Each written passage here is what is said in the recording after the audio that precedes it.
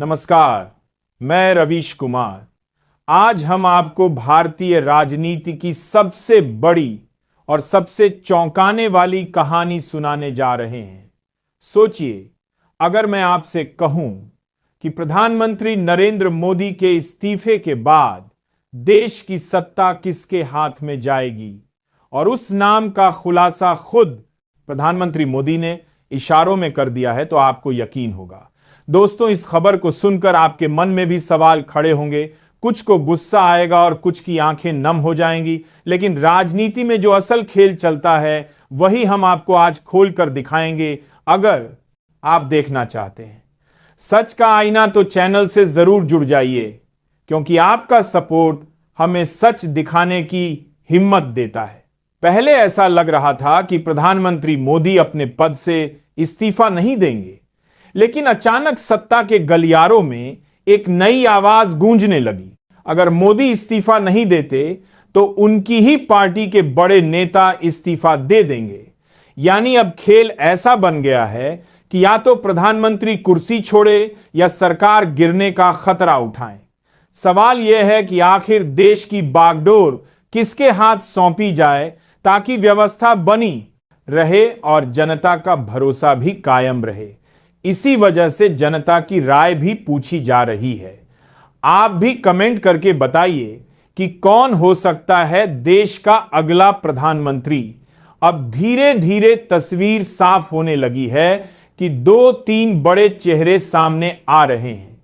यह वही नाम है जो इस समय राजनीतिक माहौल के केंद्र में बने हुए हैं।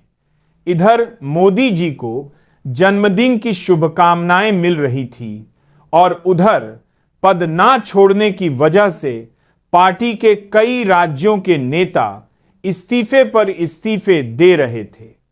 गौर कीजिए, इसका कारण विपक्ष नहीं बल्कि ही साथी थे। याद कीजिए उपराष्ट्रपति का चुनाव, जिसमें भाजपा ने भारी बहुमत से जीत दर्ज की थी, लेकिन इस जीत के बावजूद क्यों कहा गया कि भाजपा हार गई? असल में राहुल गांधी की चाल यहां कामयाब हो गई। जिसको अब तक विपक्ष पप्पू कहकर मजाक उड़ाता था, वही अब रणनीति के जरिए तस्वीर बदलने लगा। लेकिन बड़ा खेल तब पलटा जब प्रधानमंत्री मोदी को चंद्रबाबू नायडू की ओर से चिट्ठी मिली। यह कोई अफवाह नहीं थी, ना ही विपक्ष की कोई साजिश, बल्कि खुद प्रधानमंत्री के शब्दों ने ही राजनीति में तूफान मचा दिया। सबसे अहम सवाल यह बन गया कि क्या अमित शाह होंगे भारत के अगले प्रधानमंत्री?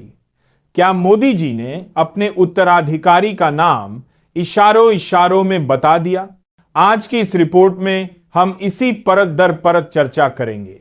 मोदी जी का 75वां जन्मदिन, भाजपा का 75 पार रिटायरमेंट नियम, संघ का दबाव, योगी आदित्यनाथ के समर्थकों का असंतोष और अमित शाह की प्रधानमंत्री बनने की संभावनाएं, इन सब पर विस्तार से बात करेंगे। दोस्तों, सबसे पहले बात करते हैं उस नियम की जिस पर पूरी कहानी टिकी हुई है।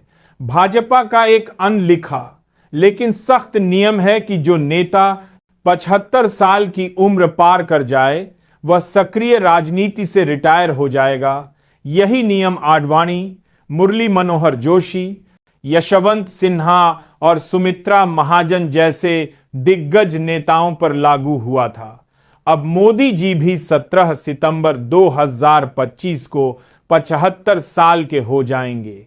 नियम के हिसाब से उन्हें भी सत्ता छोड़नी होगी। संघ प्रमुख मोहन भागवत खुद पहले कह चुके हैं कि जब आप 75 के हो जाए तो अपने बाद वालों को अवसर देना चाहिए। यानी संदेश साफ है। अब बड़ा सवाल है कि गद्दी किसे मिलेगी?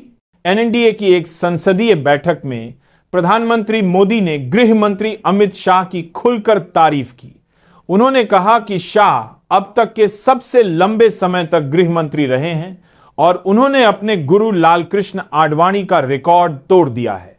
लेकिन इसके बाद उन्होंने 2 शब्द कहे, अभी तो बस शुरुआत है। यही 2 शब्द राजनीति में भूचाल ले आए।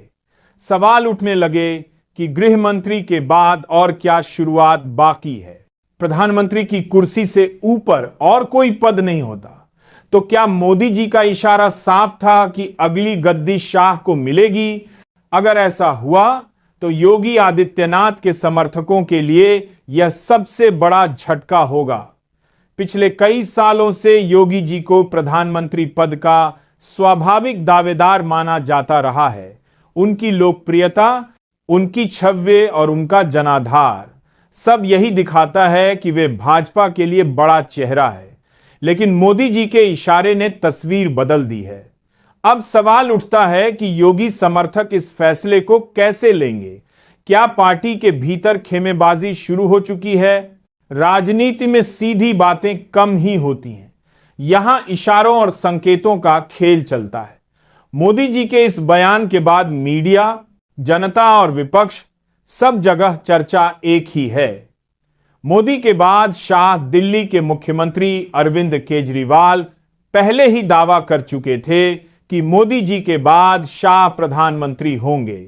उन्होंने यह भी कहा था कि भाजपा ने खुद नियम बनाया है कि 75 साल के बाद नेता रिटायर होंगे।